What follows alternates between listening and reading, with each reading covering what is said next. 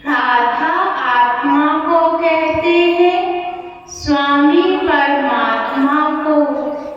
राधा और स्वामी परमात्मा को जानना और पहचानना, उससे पहले मनुष्य को स्वयं अपने आप को जानना है और पहचानना। जब माँ के गर्भ से बच्चा जन्म लेता है तो वो पहले किसको जानता है? स्वयं को तो नहीं जानता, सबसे पहले अपनी माँ को जानता है। जब उसे भूख लगती है तो माँ के आंचल से वो दूध पीता है, अपनी भूख को मिटाता है। तो सबसे पहले बच्चा अपनी माँ को जानता है। माँ बच्चे को कितना असीम प्रेम करती है, चाहे बच्चा नवजात शिशु हो, चाहे 50 साल का बूढ़ा, माँ के लिए बच्चा क्यों ना हो। संसार में जितना प्रेम माँ कर सकती है, शायद कोई और रिश्ता कर सकता हो। हर रिश्ते की बुनियाद लेन और देन पर है। पत्नी हो, भाई हो, देवरानी हो, जेठानी हो, अड़ोसी हो, पड़ोसी हो, कोई भी, सिर्फ माँ का रिश्ता एक ऐसा है जो कि निस्वार्थ है, जिसमें कोई भी स्वार्थ नहीं है। बच्चा कितना भी गलत हो, मगर माँ का प्रेम असीम है।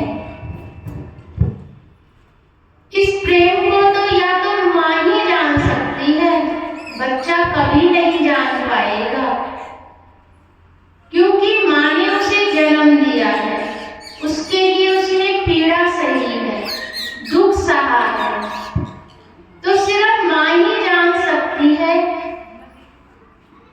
कि अपने बच्चे को वो माँ कितना असीम प्रेम करती है। बच्चा कभी नहीं जान पाएगा, चाहे वो बूढ़ा क्यों ना हो जाए, तब भी ना जान पाएगा माँ के असीम प्रेम को। तो ये सोचो कि इस दुनिया में जितने भी रिश्ते हैं, सब में सबसे बड़ा रिश्ता कौन सा है? माँ और बच्चे का। जब माँ अपने बच्चे को इतना प्रेम करती है, परंतु जिंदगी बहुत लंबी है, वो बच्चा बड़ा भी होता है, उसमें समझ भी आती है, अपने की, तेरे की, बाहर की, अंदर की, सब समझ आने लगती है। जब बच्चा जैसे जैसे बड़ा होता है, सभी उसके और रिश्ते भी बनने लगते हैं। माँ के माध्यम से बाप को जानता है, बहन, भाई, अम्मा, बाबा, सबको जानता है। और फिर बड़ा होने पर दोस्त, मित्र, पत्नी, फिर उसके बच्चे। तो रिश्ते की ये चैन ऐसे ही चलती रहती है। परंतु समझाया ये जा रहा है कि माँ अपने बच्चे को कितना प्रेम करती है, उसकी कोई तुलना नहीं है, असीम प्रेम। जब माँ अपने बच्चे को इतना प्रेम कर सकती है इस रिश्ते में, तो वो परमपिता परमेश्वर का प्रेम कितना असीम होगा, जो वो सभी को करते हैं। माँ ने तो अपना दर्द उन आंसुओं से दिखा दिया, बच्चे के कहीं लगी तो वो आंसू झलकने लग गए, मगर वो कभी परमपिता परमेश्वर का वो असीम प्रेम किसी ने देखा है कि उनके ना में भी हाँ है और हाँ में भी, तो समझ लो सब कुछ है। एक गुरु और शिष्य का प्रेम क्या होता है? क्या शिष्य कभी जान पाएगा? नहीं। गुरु को पहचान पाएगा? नहीं।